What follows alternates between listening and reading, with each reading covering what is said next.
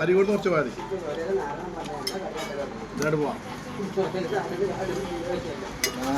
പിന്നെ ഇതിലെങ്ങാട് വന്നാൽ മതി. നമ്മളെ പാലത്തുമ്പോ കൂടെ പോവാം.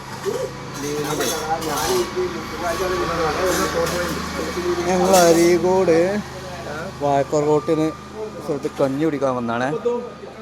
ഇവിടെ കഞ്ഞിയും ചക്ക കൂട്ടാനും ഉണക്കലിയും പൊരിച്ചതും അച്ചാറും ചമ്മന്തി അയിക്കൊരു നല്ല അടിപൊളി ഒരു മത്തി അയിക്ക് മോരും.